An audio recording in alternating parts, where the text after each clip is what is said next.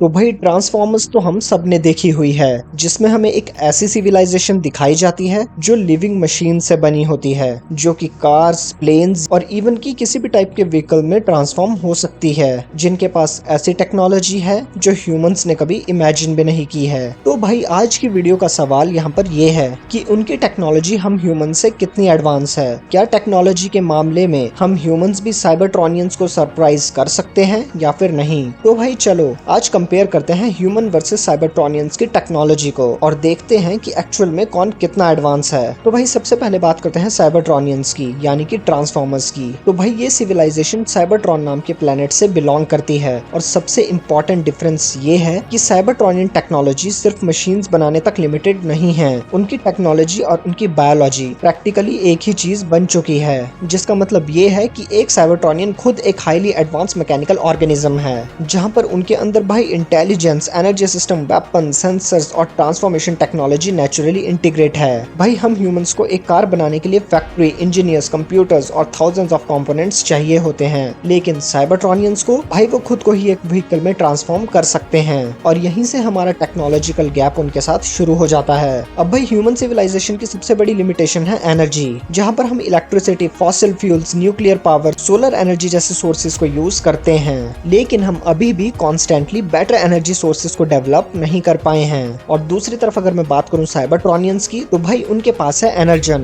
Basically anagen उनकी civilisation के लिए फ्यूल भी है और सर्वाइवल का एसेंशियल सोर्स भी। और साइबरट्रॉनियन सिविलाइजेशन एनर्जी को इतने एडवांस लेवल पर यूटिलाइज करती है कि वो मैसिव मशीन्स, वेपन्स और इंटरस्टेलर सिविलाइजेशन को भी पावर कर सकते हैं। भाई हम ह्यूमन तो अभी फ्यूजन एनर्जी को ही प्रैक्टिकल बनाने की रेस में लगे हुए हैं, जबकि साइबरट्रॉनियंस ने इस चीज के अराउंड एक एडवांस इकोसिस्टम को भी क्रिएट कर दिया है। तो एनर्जी के केस में डेफिनेटली यहाँ पर साइबरट्रॉनियंस का कोई भी तोड़ नहीं है। लेकिन अब आते हैं सबसे इंटरेस्टिंग कैटेगरी पर, यानी कि स्पेस ट्रैवल।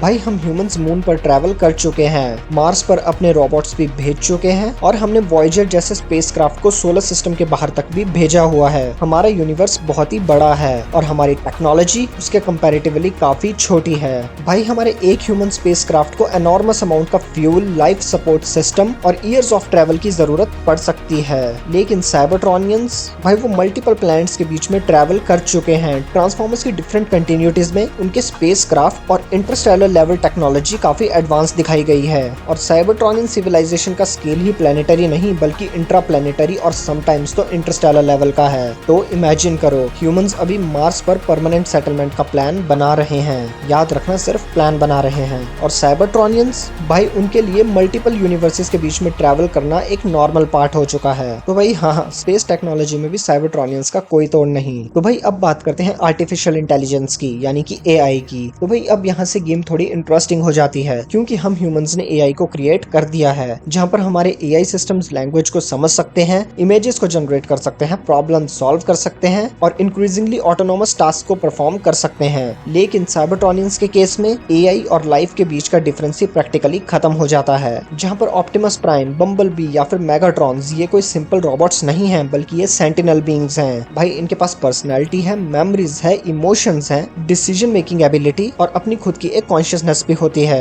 ह्यूमंस अभी आर्टिफिशियल जनरल इंटेलिजेंस के कॉन्सेप्ट को समझने की कोशिश कर रहे हैं, लेकिन साइबरट्रॉनियंस की सिविलाइजेशन के लिए भाई उनके लिए मशीन इंटेलिजेंस अपने आप में ही एक लाइफ का फॉर्म बन चुका है। आसान शब्दों में कहूँ तो भाई वो चलते फिरते एआई हैं। तो भाई अब बात करते हैं ऐसी कैटेगरी की जहाँ पर मामला थोड़ा सा ऊपर नीचे होने वाला है, यानी कि वेपन्स की। तो भाई ह्यूमंस के पास missiles, fighter jets, tanks, drones, nuclear weapons और एडवांस्ड इलेक्ट्रॉनिक वॉरफेयर सिस्टम है, जहां पर हम एक बटन प्रेस करके हजारों किलोमीटर दूर तक टारगेट को हिट कर सकते हैं। लेकिन साइबरट्रॉनियंस के पास भाई उनके वेपन्स का स्केल और इंटीग्रेशन काफी डिफरेंट है, जहां पर भाई एक साइबरट्रॉनियन सोल्जर खुद एक हेवीली आर्मर कॉम्बैट मशीन हो सकता है। उनके वेपन्स उनकी बॉडीज के साथ ही अटैच होते हैं, जहां पर उनके पास एनर्जी वेपन से लेके एडवांस आर्मर, ट्रांसफॉर्मिंग टेक्नोलॉजी और फ्यूचरिस्टिक बैटल सिस्टम्स भी एग्जिस्ट करते हैं। ये सब उनकी मिलिट्री टेक्नोलॉजी को ह्यूमन मिलिट्री से काफी आगे ले जाता है। अगर एक मॉडर्न ह्यूमन सोल्जर और एक साइबरट्रॉनियन सोल्जर को फेस टू फेस बैटलफील्ड में खड़ा कर दिया जाए तो भाई यहाँ पर ह्यूमन सोल्जर के लगने वाले हैं। लेकिन भाई वेट, अब तक लग रहा होगा कि साइबरट्रॉन्स ह्यूमंस को टेक्नोलॉजी में डिस्ट्रॉय कर रहे हैं,